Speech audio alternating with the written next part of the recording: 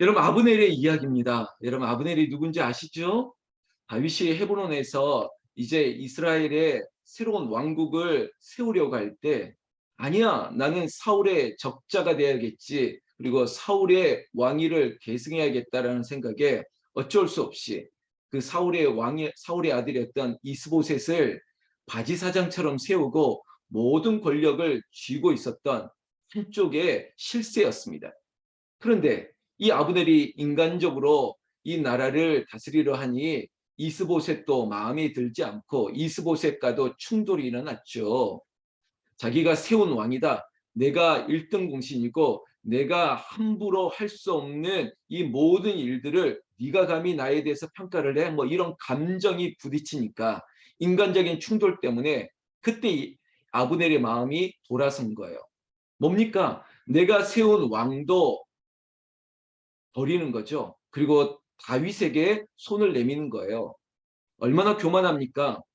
한쪽에 이스라엘, 내가 실세야. 내가 다윗, 당신에게 이 나라를 하나 될 수 있는 기회를 주겠습니다.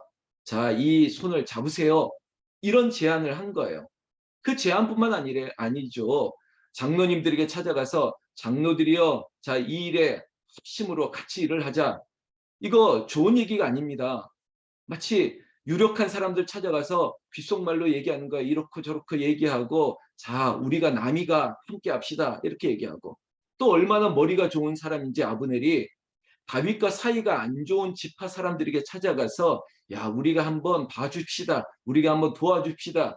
뭐 이런 아주 정무적인 감각이 뛰어나고 한마디 조조 같은 사람이죠. 배우의 한명회 같은 사람이죠. 아니 흥선대원군과 같은 사람이죠. 힘도 권력도 있고 그리고 술책, 책술, 뭐 책사에 뛰어난 사람입니다. 이런 인간적인 방법으로 다윗과 하나 되려고 했던 시도 제가 어제 소나무 향기도 얘기했지만 다윗이 왜 모르겠습니까? 하나님이 왜 모르겠습니까? 인간적인 것들 그저 자기가 완벽하게 알리바이를 만들었다 한들 이게 정말 하나님이 마음이 아무리 계획이 잘 돼 있을지라도 하나님이 인도하시지 않으면 안 되는 건데 변수가 생겼습니다. 다윗은 그래 알고도 모르고도 알고도 그래 아브넬과 함께 나라가 하나 되는 게 중요하니까 그래 무슨 얘기를 듣더라도 그래도 나라가 하나가 돼야지.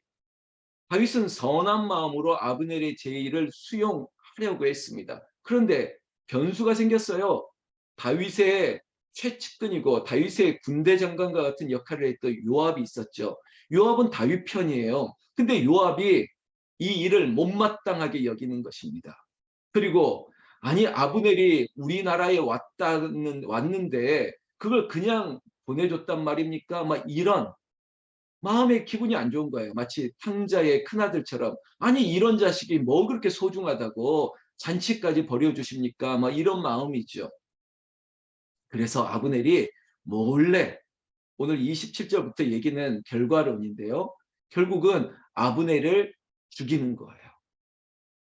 성경 말씀 27절 마지막 구절에 보면 배를 찔러 죽이니 이는 자기 동생 아사엘의 피로 말미암이라. 여러분 어제 제가 복수는 하나님의 것임을 제가 암시를 했죠. 결국은 인간적인 감정이에요. 아니 우리 남편을 아니 우리 아내를 아니 우리 자식을 아니 내 동생을 우리 형제를 이 복수 때문에 인간적인 복수 이거 내가 해야겠다는 겁니다. 결국 기브온에서 일어났던 사울과 다윗의 전투 속에서 내 동생이 너한테 죽었으니까 내가 너도 죽여야겠다 이거죠. 결국은 요압이 아브넬을 죽였습니다. 그런데 문제는 이 사실을 요압이 모른 척합니다. 다윗이 모를까요? 알고 있죠. 그리고 결국은 다윗이 이 일에 대해서 아주 크게 분을 냅니다. 그리고 요압을 책망하는 거예요. 그 책망이 어쩌면 우리가 도를 넘었다 할 정도로 성경 말씀 29절에 보면 이 죄가 너의 집안으로 돌아갈 거야. 그러면서 너희 집안에 뭐 이런 질병이 끊이지 않을 것이야. 야, 이런 얘기까지 하는 거죠. 여러분 너무 단호하죠. 그리고 너무한 거 아닙니까? 이런 생각까지 들죠. 심지어 너희 집안에 칼에 죽는 자나 양식이 떨어진 자가 끊이지 아니할 거다. 야, 이렇게까지 얘기할 겁니까? 반문할 수 있는데 여러분 항상 그런 거예요. 이게 마치 뭐 시범탈을 하겠다, 뭐 한 사람의 죄로 말미암아 온 집안에 그리고 온 공동체와 나라에 퍼질 것을 우리가 레위기, 신명기 이런 성경에 보면 우리가 유출병이나 아니면 피부병이나 나병 환자가 있으면 공동체에서 격리시켰습니다. 그리고 또한 이런 죄 하나님 앞에 하나님이 복수하시는 분이지 다윗이 그리고 다윗이 백성들에게 복수하지 말아라 이런 얘기를 했는데 이 기조를 만들어야 될 거 아니겠습니까? 그리고 이것을 하나의 본을 나타내야 되겠죠. 그러다 보니까 엄중한 책망을 하는 거예요. 엄중한 죄의 대가를 묻는 것이죠. 결과적은 이겁니다. 30절에 요압과 그의 동생 아비새가 아브넬을 죽인 것은 그가 기브온 전쟁에서 자기 동생 아사이를 죽인 까닭이라. 결국은 감정대로 하는 거예요. 내 감정에 복수를 하는 것이 전부인 것처럼 했던 거죠. 이제 다윗의 처신이 문제입니다. 31절부터 보면 다윗이 이제 아브넬의 죽음 앞에 애도를 합니다. 공식적인 국장을 치르는 거죠. 장례를 치러주는 거예요. 32절에 보면 아브넬이 헤브론에 장사하고 아브넬의 무덤에서 마치 적국의 장수인데 우리 국립현충원에 묻어주는 거예요. 저 북쪽 이스라엘에서 장사를 지내게 하는 것이 아니라 헤브론에서 장사를 정식으로 잘 치러주고 그리고 다윗은 그 무덤 앞에서 울고 소리 높여 그저 백성들도 다 온다는 겁니다. 여러분 묻겠습니다. 다윗이 지금 가식적인 정치적인 쇼를 하는 겁니까? 아니면 진심일까요? 여러분들 이거 쉽게 말하면 안 되는 게 뭐냐면요. 보면 압니다. 보면 알아요. 제가 어제 어느 어떤 가정에 신방을 요청해서 갔는데요. 요즘 뭐 반려견들을 많이 키우잖아요. 제가 그런 얘기 했습니다. 짐승도 압니다. 짐승도 알아요. 자기 좋아하는 것, 자기 싫어하는 것 알아요. 여러분 우리가 영적인 존재가 왜 모르겠습니까? 보면 알죠. 보지 못한다는 것은 이미 어둠으로 가려져 있습니다. 요즘 정치적인 한 해의 어떤 프레임 아닙니까? 뭘 하든 안 보는 거예요. 내가 보고 싶은 것만 보고 내가 듣고 싶은 것만 보고 사실도 마치 우리가 비커에 유리컵에 유리 막대기를 집어넣으면 다른 쪽에서 보면 꺾여져 부셔져 부러져 있는 것처럼 보이는 거 아닙니까? 내가 보이는 대로 보고 싶은 거예요. 그리고 보이는 대로 해석을 하는 거죠. 이게 왜곡이라고 하는 겁니다. 현상의 왜곡. 그거는 죄가 가려져 있으면요.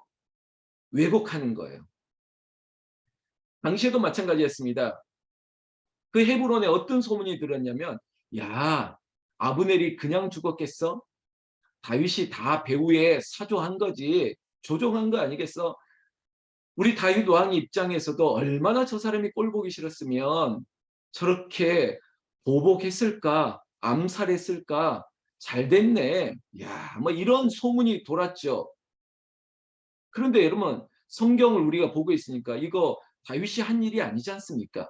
아브넬이 자기 동생 죽인 복수로 이 아브넬을 죽인 까닭인 걸 우리가 알고 있는데 소문은 그렇게 난 거예요. 다윗이 한 거라고. 여러분 근데 이걸 변명할 필요도 없었습니다. 결국은 시간이 지나면서 다 알게 되었습니다. 36절에 온 백성이 보고 기뻐하며 왕이 무슨 일을 하든지 무리가 다 기뻐하므로 이 날에야 온 백성과 온 이스라엘이 네리 아들 아브넬을 죽인 것이 왕이 한 것이 아닌 줄을 아니라 이거예요. 시간이 지나면 알게 됩니다. 근데 그 시간이 지날 동안 진심으로 하면 돼요. 여러분 제가 잠시 후에 좀 어디 가야 될 곳이 있는데 교회에서도 목사를 향한 그런 소리와 보이는 거에 대해서 정말 내가 직접 들은 것이고 내가 직접 본 것이 아니면 쉽게 평가하시면 안 됩니다. 그리고 저의 목회의 진심은 그래요. 그래 시간이 지나면 알겠지. 왜냐하면 저는요, 제가 이러이러한 얘기를 듣다 보면 그래 이렇게도 좀 바꿔보고 저렇게도 바꾸고 보다 보니까 어쩌면 오해가 있을 수도 있겠죠. 그런데요, 저의 진심은 그래 시간이 지나면 그래 기뻐하라. 온 교회가 온 성도들이 기뻐하는 일들이 있겠지. 그리고 또한 그래 교회가 목사님이 하는 무슨 일이든 무슨 결정이든 그래 다 기뻐할 수 있는 정말 위대한 성도님들과 마주할 수 있겠지. 이런 기대로 이런 기도로 나아가는 것입니다. 그리고 어느 날에서 알게 된다는 거죠. 온 이스라엘 온 백성들이 그 아브넬의 죽음의 사유가 다윗 왕 때문이 아닌 것을 알게 되었다는 것입니다. 이러면 끝이죠. 그런데 세상은 아니지 않습니까? 자, 오보한 거에 대해서 해명 보도를 하십시오. 정식적으로 명예훼손하겠습니다. 뭐 이런 싸움이 또 있겠죠. 근데 무의미합니다. 그거 해서 뭐 하겠습니까? 그거 변명하고 그래 방송에서 오보라고 말해주고 아니다라고 말하면 뭐 하겠습니까? 여러분 결국 하나님이 심판하신다는 거예요. 하나님이 결국은 다 드러나게 하신다는 겁니다. 여러분 오늘 아브넬의 죽음 앞에서 어떤 일이 일어나든지 여러분 흔들리지 마십시오. 의인은 요동함을 허락하지 아니한다고요. 그냥 그 자리를 딱 버티고 있다 보면 진실은 드러나게 됩니다. 제가 오늘 어젯밤에 이 소나무 양계를 미리 써놨는데 하나님 앞에서 제가 두 가지 문장을 만들었습니다. 전심으로 그리고 진심으로. 하나님 앞에는 전심으로 예배하는 사람이 되어야 됩니다. 그리고 사람들 앞에서는 진심으로 대하면 됩니다. 그러면 드러나게 됩니다. 진실은 드러나게 됩니다. 억울하십니까? 시간이 지나면 알게 됩니다. 말이 많은 쪽이 항상 변론이 많은 쪽이 죄가 많은 거예요. 보십시오. 변호사가 왜 필요합니까? 이 죄가 없다는 것을 막 설명해 줘야 되니까.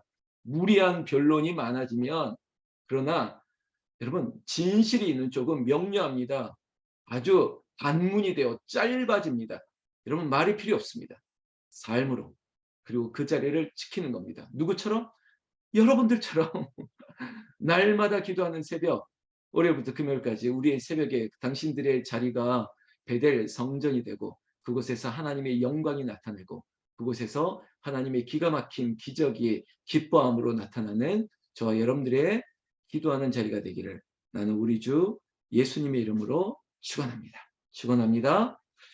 자, 제가 소나무 양교도 썼는데 어제 특별한 좀 기도 요청이 있었습니다. 김영복 권사님, 최은영 집사님의 어머니죠.